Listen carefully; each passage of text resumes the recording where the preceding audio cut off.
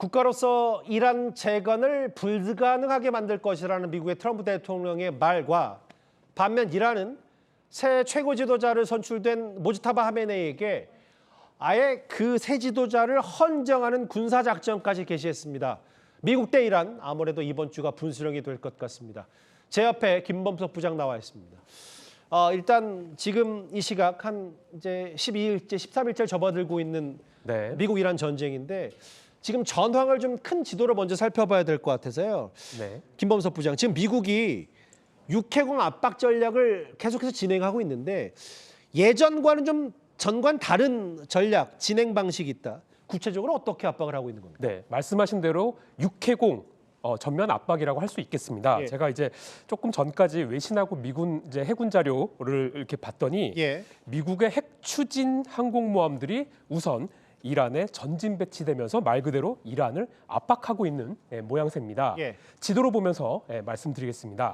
우선 길이 337m의 미국의 최신 항모 제러드 포드함이 수에즈 운하를 통과해서 홍해로 이동했고요. 전투기 90대를 탑재할 수 있는 에이브라임 링컨함은 아라비아해로 출동했습니다. 자, 여기서 끝나는 게 아니라 니미츠급 항모 부시함도 추가로 배치될 것이라는 소식도 전해졌습니다. 자, 뭐 해군 전력은 이렇고요. 하늘에서는 전략 폭격기 3종, 3종이 영국에서 출동을 대기 중입니다. 자, 현지시가 어제 영국 페어포드 공군기지에서 미군 B-52 폭격기가 착륙하는 모습, 지금 보시는 이 모습이 포착이 됐는데요. 자, 앞서 포착됐던 B-1, B-2와 함께 영국 기지에서 만일의 사태에 대비하고 있는 겁니다. 자, 여기까지는 또 공군이었고요. 육지, 자, 특수부대 등 이 육군 전력 투입 이야기도 나옵니다. 자, 이건 뭐 하는 거냐면 이란 핵시설에서 핵물질을 빼내거나 지상전 임무를 위한 전력이라는 분석이 나옵니다. 일단은 가장 눈에 띄는 건 미국이 잘하는 항공모함들이 지금 이란 주변에 집결을 해 있고 조금씩 거리를 좁혀가고 있고 아까 언급했던 게 바로 특수부대인데 특히 특수부대 가운데 미국의 델타포스 얘기가 계속 나오고 있어요. 이게 베네수엘라 마두로 전 대통령과도 관련이 있다면서요? 네, 뭐 국제 전략에 관심 많으신 분들은 약간 기시감이 있으실 겁니다. 미국 특수부대 투입 가능성은 미국 정치 전문 매체 악시오스의 보도로 알려졌는데요. 미국이 이란의 고농축 우라늄을 확보하기 위해 특수부대를 투입하는 방안을 논의하고 있다는 내용입니다.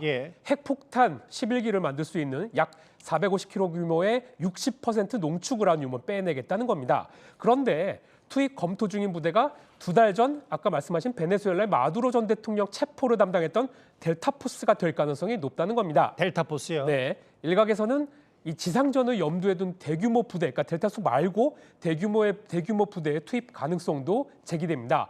자, 이렇게 되면 지금과는 정말 다른 차원의 전쟁 상황이 발생할 수 있다는 우려도 나옵니다. 이란도 보니까 이제는 가만히 있지 않고 본인들이 이 정도 미사일 사정권이 쏠 수 있다. 이렇게까지 해서 영상까지 공개하더라고요. 맞습니다. 자, 현지시가 어제 이란도 영상을 공개했는데요.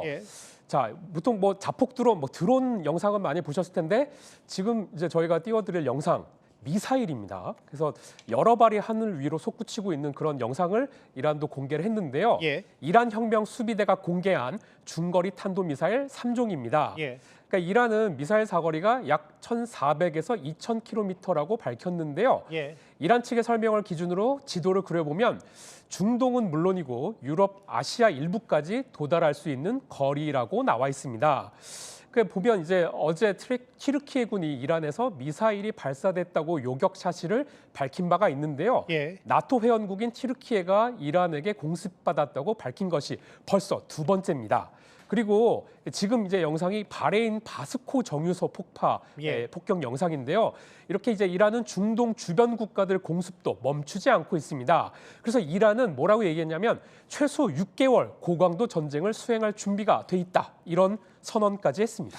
근데 이제 이란이 이렇게 뭐 영상도 공개하고 뭐 바레인 정유 시절 얘기도 하는데 더 이상 공습만 하는 건 아닌 것 같고 새 최고 지도자가 들어서자마자 여론전도 이란도 펴는 것 같습니다. 맞습니다. 그래서 굉장히 흥미로운 영상과 사진인데요. 어제 이란이 하메네이의 차남 모즈타바 이 하메네이를 새 최고 지도자로 선출했는데 그 직후에 첫 미사일 공습을 감행했습니다. 흥미롭다기보다는 좀 엄중하게 봐야 되겠죠. 엄중하게 봐야 되죠. 예. 그러면서 그때 사용된 미사일을 공개했는데 지금 이 글귀가 써 있습니다. 이게 뭐냐면 아랍어로 모즈타바 당신 명령에 따라라고 적혀 있습니다. 새 지도자를 위한 헌정 미사일로 공습을 했다는 거죠.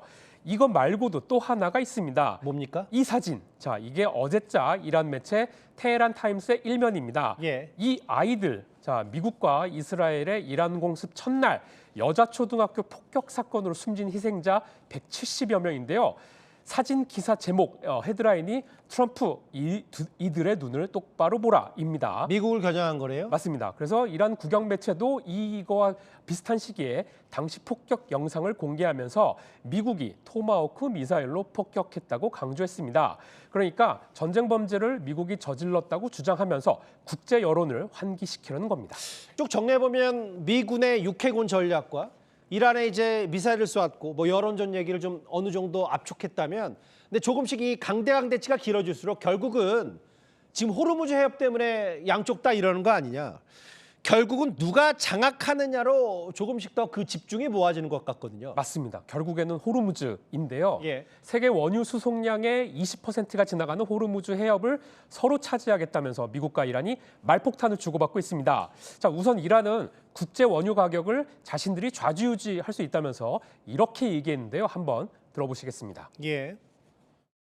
بیش از این گسترش نیابد. در غیر این صورت اقدامات مشابهی در منطقه صورت خواهد گرفت و اگر تحمل نفت بیش از بشکه‌ای $200 را دارید 손가락으로 $200 이렇게 가리켰죠. 예. 이랬더니 트럼프 대통령 20배는 더 강력하게 공격을 받게 될 것이고 국가로서는 다시는 재건될 수 없도록 타격할 것이라면서 정말 강도 높게 새벽에 SNS로 응수를 했죠. 20배요, 20배. 네, 20배. 그런데 여기에 그치지 않고요. 미국 CBS 방송과의 전화 인터뷰에서는 호르무즈 해협 그것을 장악하는 것도 생각하고 있다고도 말했습니다. 잠깐만요. 저 그래픽을 한번 다시 띄워주시겠어요?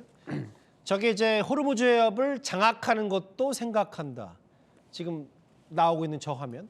김범석 부장. 실제로 지금 이란이 사실상 호르무즈 해협을 봉쇄 중인데 트럼프 대통령 말과 주장처럼 미국이 장악한다면 장악은 진짜 할 수 있습니까? 세계 원유 물량의 약 20%가 이제 통과하는 글로벌 에너지의 체크 포인트와도 같은 곳이죠. 그래서 트럼프로서는 이란 압박을 위해서 반드시 사수해야 되는 장소로 여기고 있습니다. 하지만 아까 말씀하신 대로 봉쇄 여부는 미지수입니다. 쉽게 말해서 이란 앞마당이기 때문입니다. 호르무즈 해협은 지금 보시는 바와 같이 폭도 좁고요. 수심도 얕은 것이 특징입니다.